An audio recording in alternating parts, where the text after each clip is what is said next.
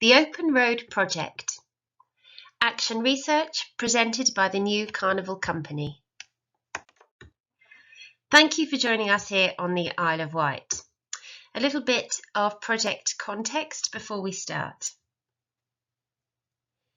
The aim of the Open Road Project is to influence policy and practice for future generations of event managers and to strengthen the carnival sector through alliance and creating change.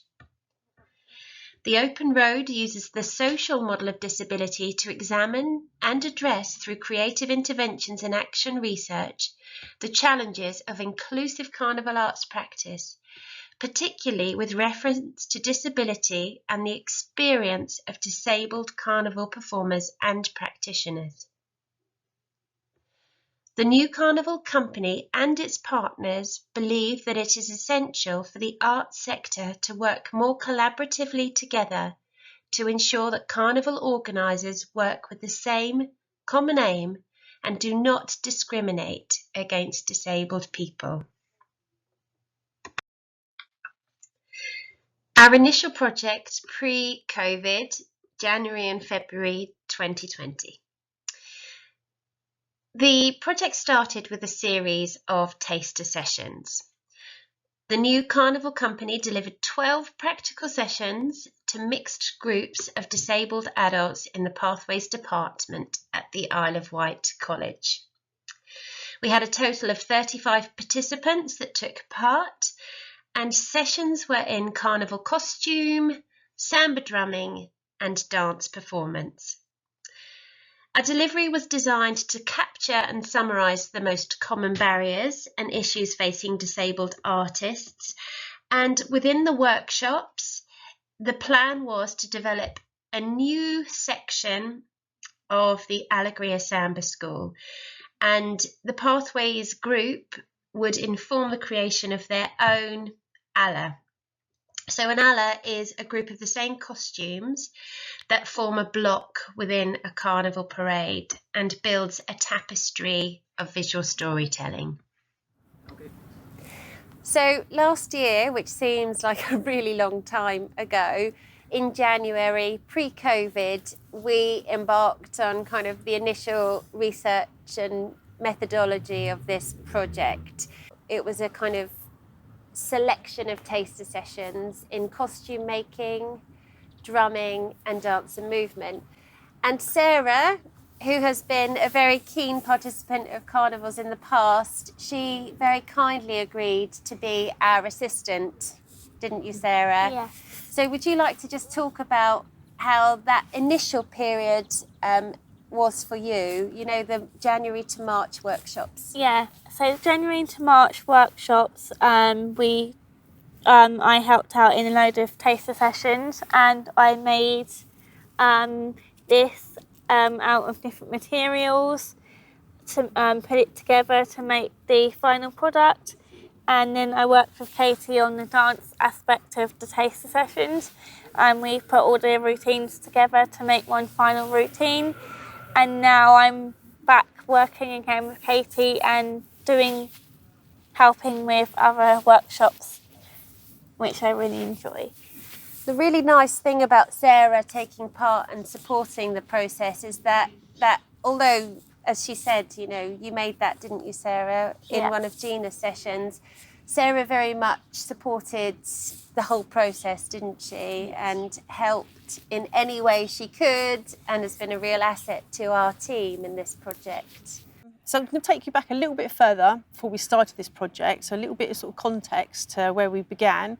It was back in 2017, the new Carnival company embarked on an exciting new project, and our aim was to bring together disabled and non-disabled artists to make high quality costumes and outdoor performances in the Brazilian style, which was named the Alegria Samba School. Alegria meaning happiness. This national and international collaboration was all about inclusion. We wanted everyone to be able to take part in carnival arts. With the backing of Unlimited and Arts Commissioning Programme for Disabled Artists, we aim to overcome barriers and make Carnival more accessible for all, and work together to make world-class Carnival happen on the streets that everyone could be a part of. The Alegria Samba School toured nationally and internationally during 2018, which was very successful.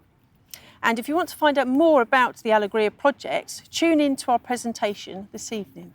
So our initial ideas for the Open Road project back in 2020 was to create a new costume section for the Alegria Samba School, building upon the legacy and success of the Alegria project.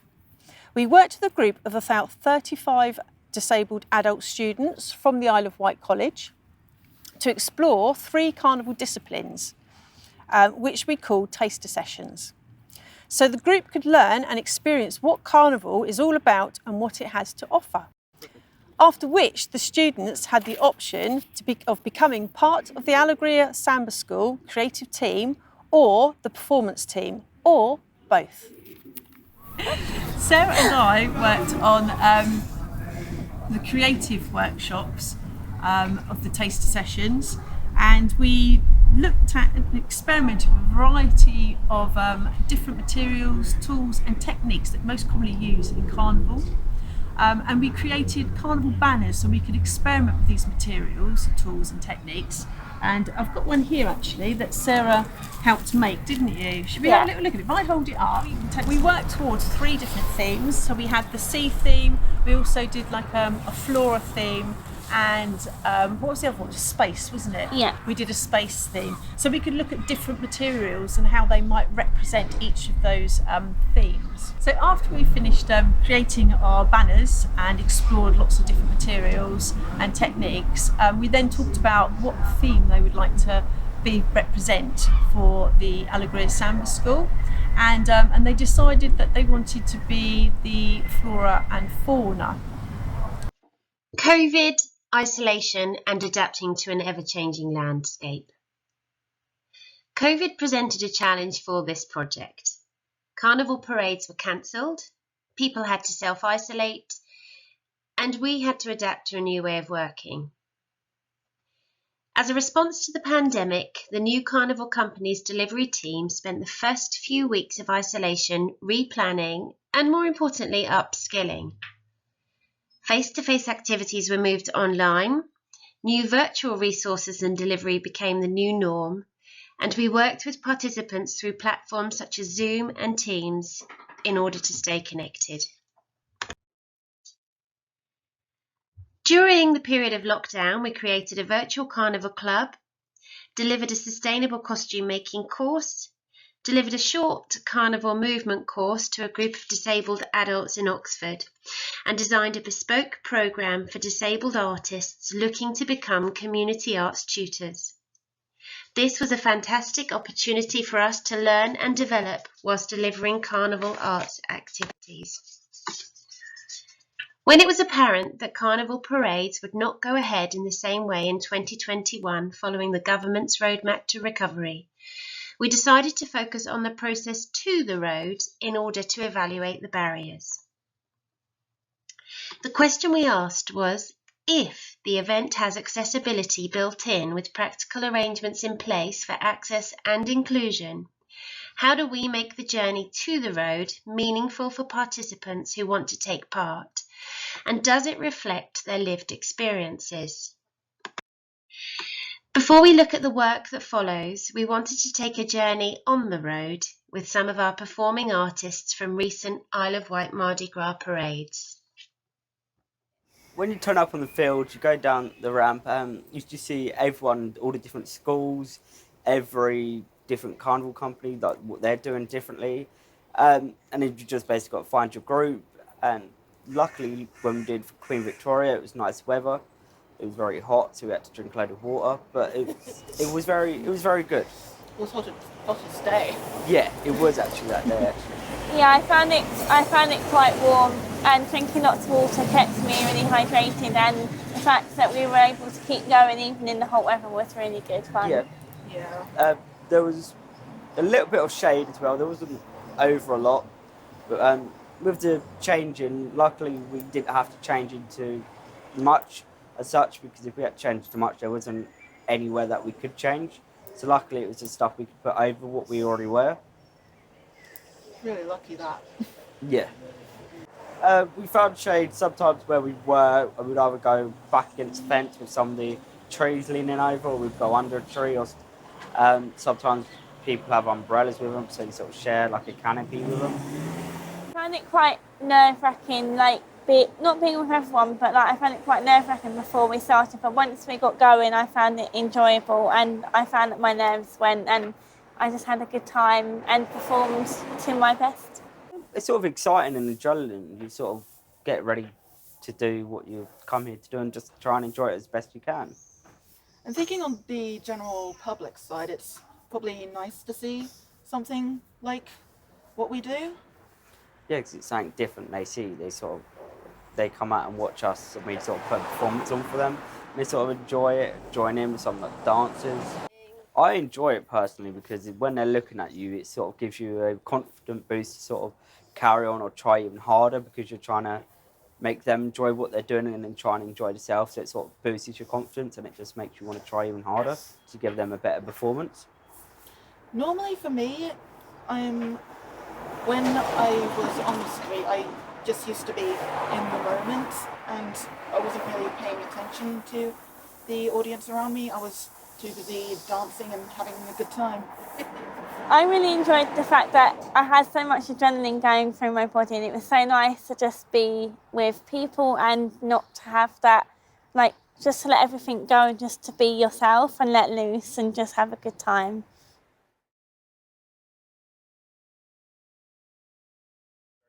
So we started from the church over there, just past the school, and then we came down here, and then we carried on the performance all the way down.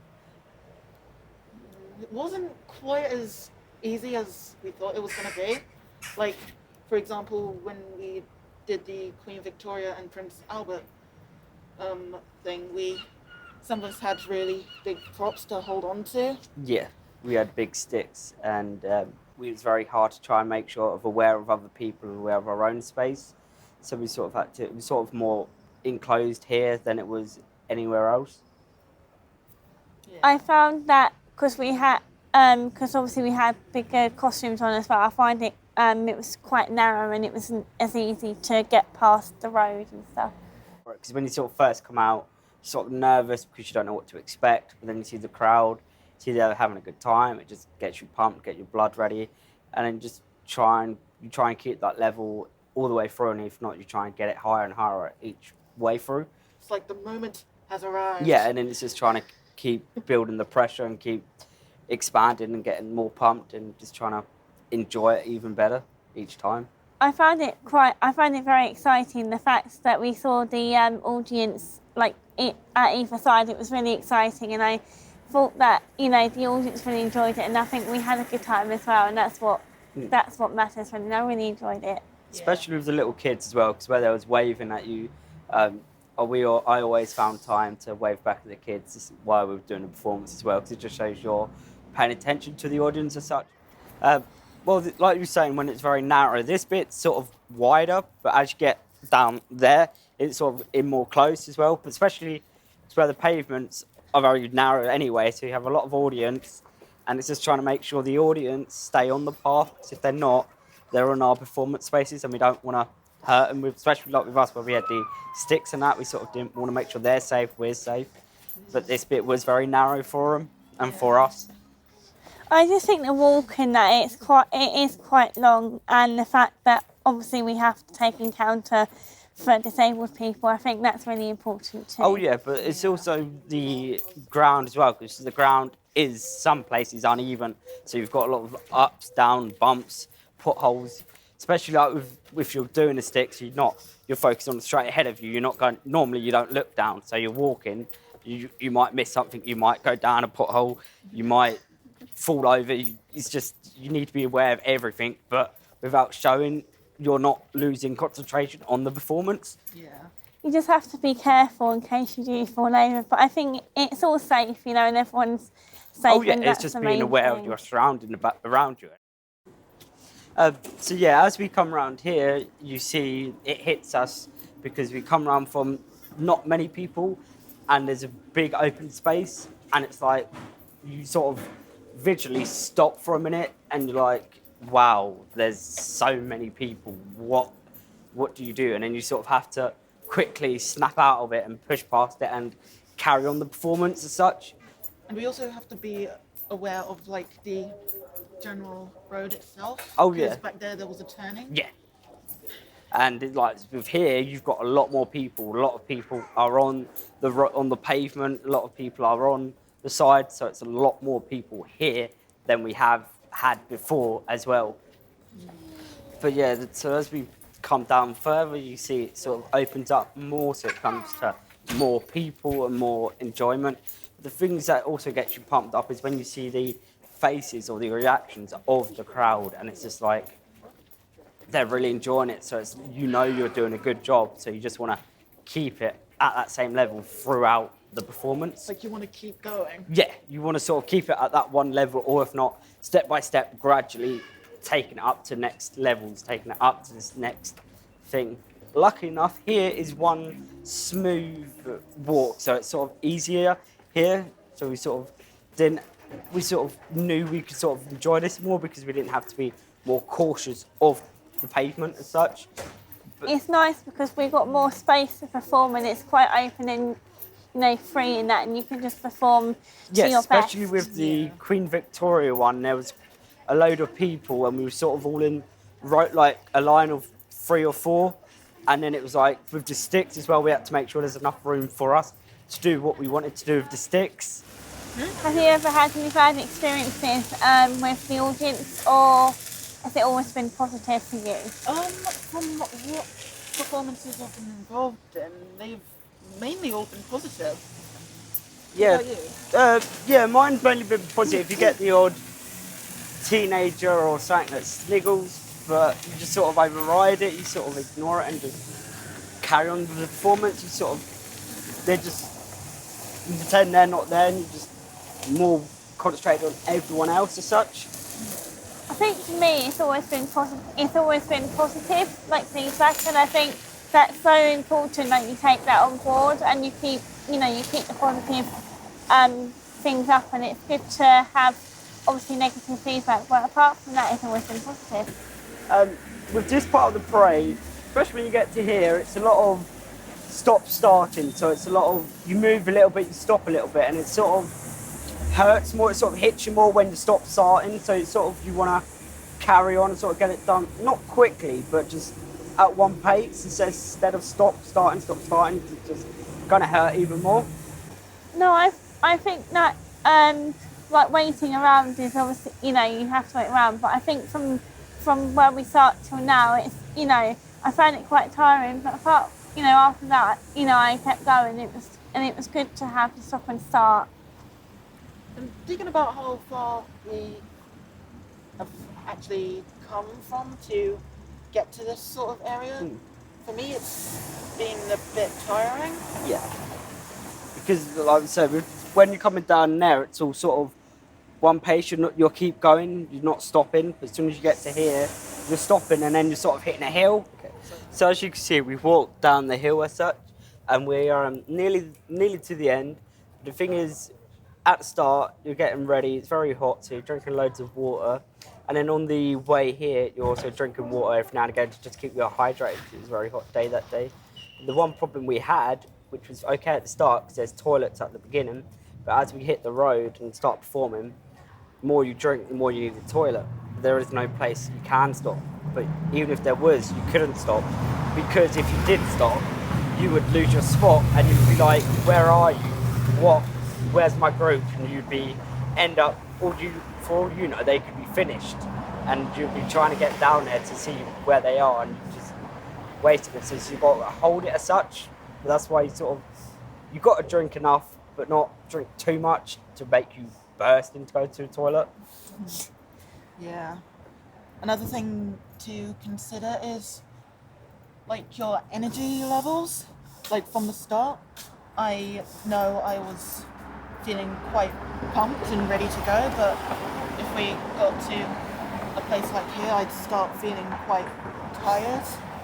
So I'd need our group leader to sort of take my place so I can have a rest.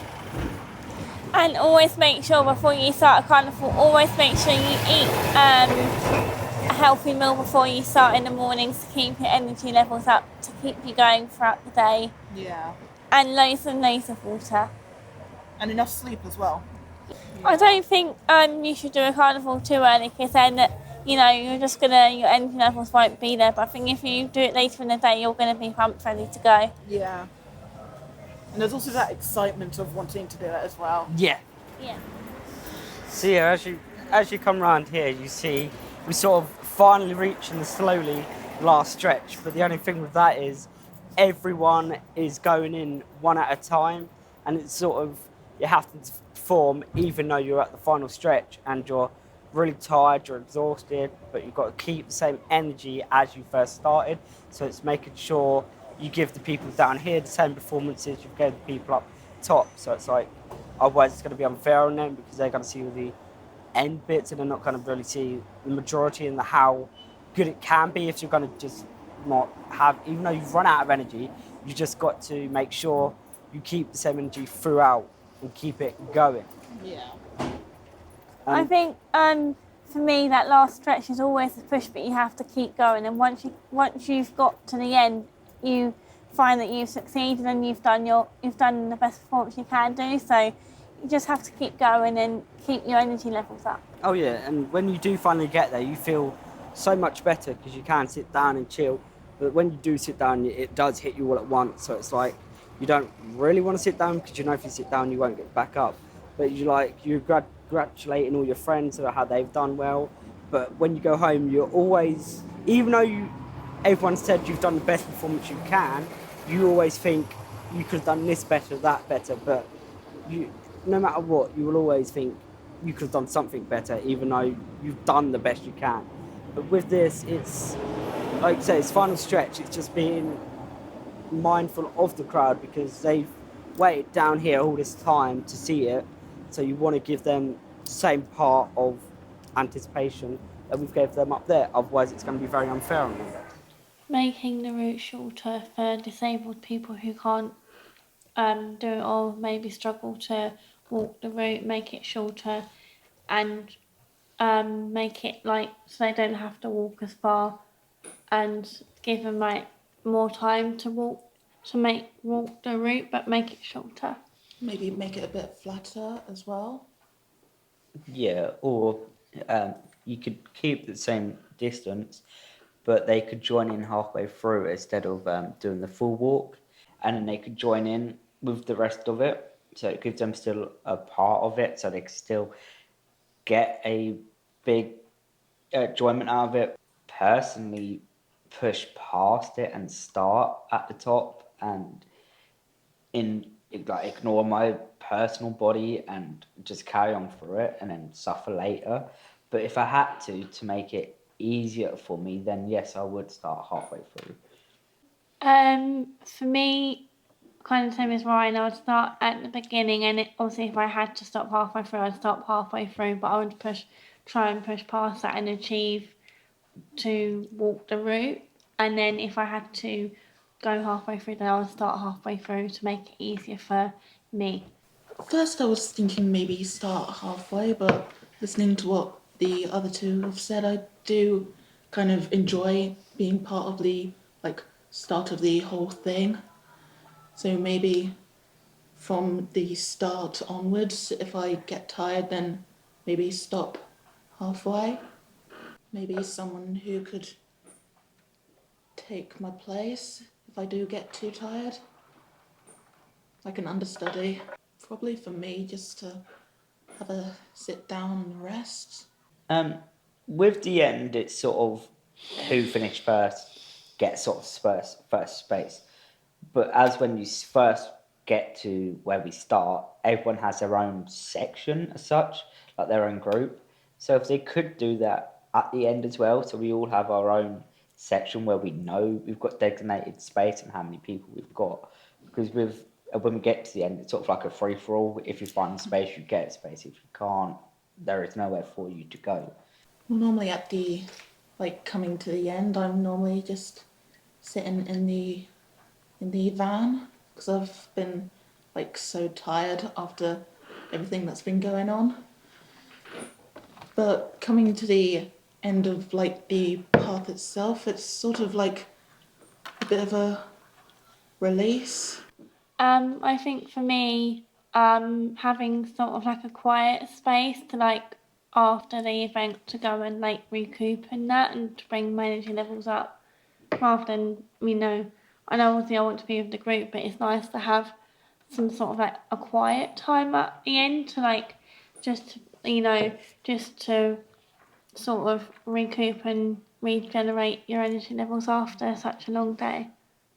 I think for me, not knowing the route and not knowing what's going to happen before or during the event. Yeah. Yeah, I agree. Especially if you go to somewhere that you don't know how long it is, where you're going to get, where you start, where you end. If you're stopping for a little while, you can take a 2-3 minutes drink break or a little rest before you start again. So it's basically just knowing the layout of the place where you're going to. I think it would also be quite nice is to have access to like a map Yeah. of the area. Or even if you do go over there a week before or 3-4 days before, and you sort of map out the area yourself, so you know how long you're walking for or how long the distance is as such, so you can sort of get your body used to walking to that distance, because you never know, it might be longer than the distance we walk here, or it might be shorter than the distance we walk here. It's the fear of the unknown, basically. I think if I was an event organiser, I think for them I'd want them to include more disabled people, so that make it accessible for everyone and not let anyone sit out from the performance. So like just make it all inclusive for everyone.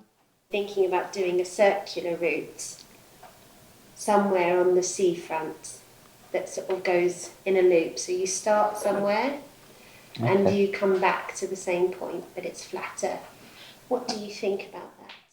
I sort of like that, because for instance, when you get there, you've got your space, you know where you can go and chill. So you're doing the performances and you can come back and go straight to that place, and you can chill again. So having the circular route and thinking about, having it flat, I think that's a good idea for everyone, so then people don't have to worry about it being up hills and stuff. Yeah, that sounds like a great idea. Like I'd participate in something like that. Really Definitely. would. Journey to the road. After the announcement of the phased steps to ease lockdown by the government in February of this year, we decided to continue to work on the journey to the road. This involves the process of developing a theme, making costumes, learning a song, choreographed movements, and preparing to share the work on the road. The theme of this event was Colours of the Rainbow, and it was broken down into 4 workshops. So session 1 was about the theme, exploring what makes a good carnival costume, how to design costumes, and then the process of designing a costume personal to the individual. Sessions 2 and 3 were also part of that process, but it developed to costume making. So participants were able to make wands, headdresses and collars. And session 4 was about preparing to wear the costumes and work with moves and choreography in order to enhance their costumes while on the road. Prior to this delivery, resources were prepared in order to facilitate participation. An individual could access videos from home. They could be shared as a class on the whiteboard in a room where there wasn't a new Carnival company tutor delivering, or could be just used as an additional resource after the session for the participant to share with siblings or family members. Beyond the workshops, the Isle of Wight College Pathways participants took part in a carnival parade around the site, and everybody had a wonderful time. So here we are, 2021, post-COVID, well, hopefully, or, just moving out of lockdown. And we are working to our initial abstract with some changes because of circumstance. So when we sat down as a team over many coffees and Zoom meetings, we decided that we were going to keep moving forward, that this is such a valuable piece of work. Hello, seagulls up there. Welcome to the Isle of Wight, everybody. Thank you. We decided that it was really important to keep going as much as we could, to do some workshops face-to-face.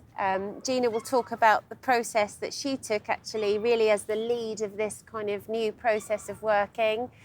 And we decided to give it some relevance to context of National Carnival and projects that are happening at the moment to kind of encourage people to take part in Carnival and celebrate again. So the theme that we're working to is part of a national project, it's the National Children's Carnival Week, and the theme for that is Colours of the Rainbow. So we're working, the new Carnival company are working with partners on the mainland and with our lovely local schools and community groups here on the Isle of Wight with that theme. So Gina, that sort of brings us on to this project again. Yeah, so just to give you sort of an overview, so I've been coming up to college for the last sort of 4 weeks and delivering carnival making, costume making workshops. So individuals can create their own individual costumes. So I've been working with about 10 participants and about 8 staff, and I've been spread over 2 classrooms because we can have only a limited number in each classroom. The classrooms have been fully equipped with projectors and linked in via Teams, so I could sort of stream between the 2 rooms. So I was able to screen share PowerPoint presentations for the introduction of the sessions, and also stream the National Children Carnival Week video resources for the practical element, which are like step-by-step guides. So all resources and live demonstrations were streamed from one room to another.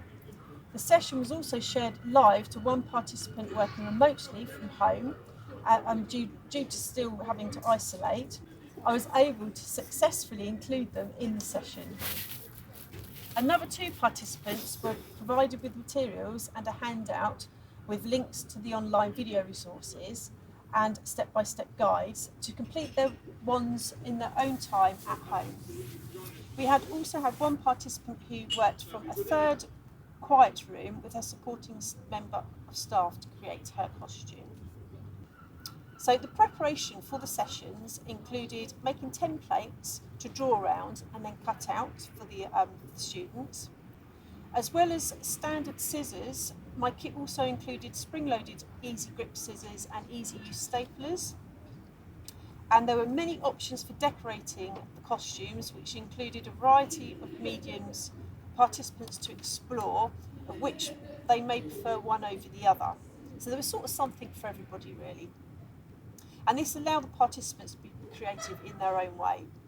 This included a variety of colouring pens, self-adhesive decorations, mosaic tiles, some prepared with double-sided tape, and some left to be attached with print stick. There was sequins, coloured card, lots of variety of shapes and all sorts of just textured materials. I provided a printout of the step-by-step guide on each table for participants to refer to, if need be, after viewing the video and the live demonstrations, just so there was something there that they could refer to if they'd forgotten anything. So these sessions were fun and exciting, and I was able to work between all 3 rooms, getting to know the participants and staff and to help assist in their creative processes. We listened to some carnival music whilst being creative, which created that lovely carnival atmosphere which we've all been missing. The skill set, materials and decorations provided allow participants to work to their creative potential, allowing them to all successfully take part. All participants were fully engaged and enjoyed the session, developing skills in carnival craft. They all created wonderful carnival costumes, all of which were very unique. What did you make last year? Well, for last years ago, me and my crew went upstairs to the art room, and I enjoyed this with fish, DC superhero, Marvel, Aquaman. Aquaman, yeah. Yeah. Yeah, and you did like a sea theme, a bit like this one, didn't you? Yeah. This isn't yours though, is it? No, And we they're used not mine. lots of different materials.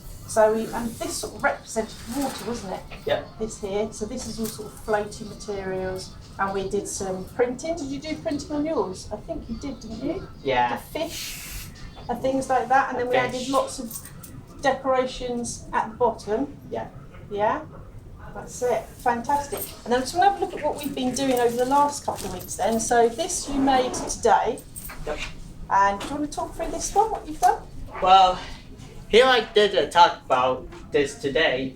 I put on the labels on it, and I did use a sticker to put on it, and I write on it. Yeah. This PS5 and electric crane with a pot. Okay. So you've done lots of writing on here, haven't you? That represents. So what's all this then? Is this all to do with, is it Marvel? Nope, that's DC. Oh, I see. No more than me. A couple of weeks ago on our first session. So it's a carnival wand. So what did you do then for this one? You designed this, didn't you, at the top here? Which is your unique design. Yeah. And then you added lots of these on. Yeah. Is that easy? Yeah. It's quite easy. And then what's we got here? Ribbons. Ribbons. We've got rainbow ribbons, haven't we, coming down to give it lots of movement. Do you want to give it a wave?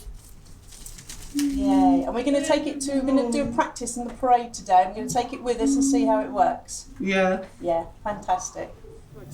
I first got involved in this project by completing step up to level 2 performing arts, and then Katie asked me to assist her with hidden pathways, and I got involved with that by doing carnivals and being involved with performing and assisting, and now here I am working with Katie and assisting and teaching again. It's nice to teach and see people, and I've really enjoyed it, and I can't wait to just do more and stuff. Yeah, we explored different themes. So jungle, we explored themes like jungle, different earth themes, and we explored animal themes, and then we put that together to learn choreography, and with the choreography we put it together, and I've been teaching ever since. I've made friendships with lots of people in pathways, and it's nice to be able to just teach, and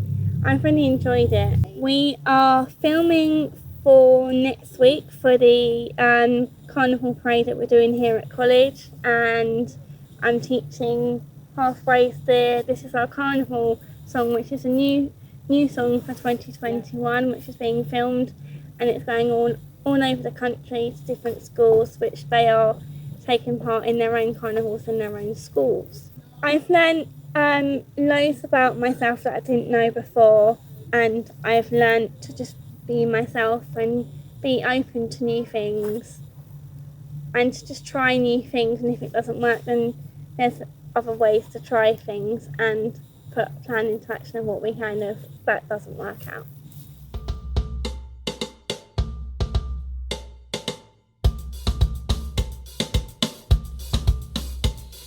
Tell the story, carnival, carnival. Tell the story, carnival, carnival. This is our carnival, this is our history. Together we create our own identity. This is our carnival, this is our heritage. Bringing diversity for all the world to see. This is our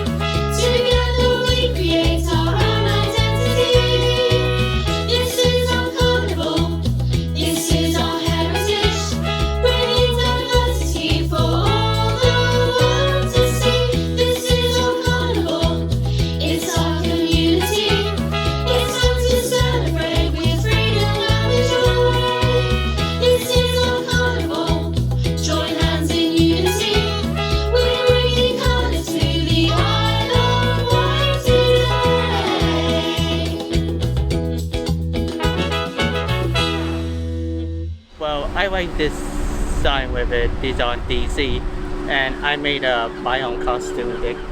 When I put a symbol with a demon, the gods of Helsing, and I with bandages.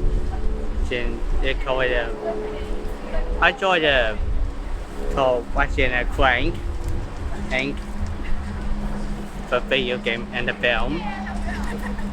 Yeah, I just wanted to say that the parade has absolutely been brilliant for our learners at college because it was a shorter parade. It's enabled younger people and more of our learners to actually take part.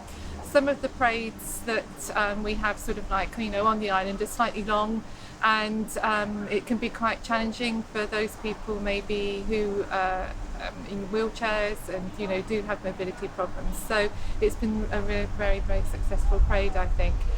It's also enabled young people who maybe wouldn't normally want to take part in carnival processions and Mardi Gras and everything to have a go at it in a familiar environment with the support obviously of our staff, and again because they feel comfortable in the surroundings and with staff, they've taken part and they've thoroughly enjoyed it as well. So thank you.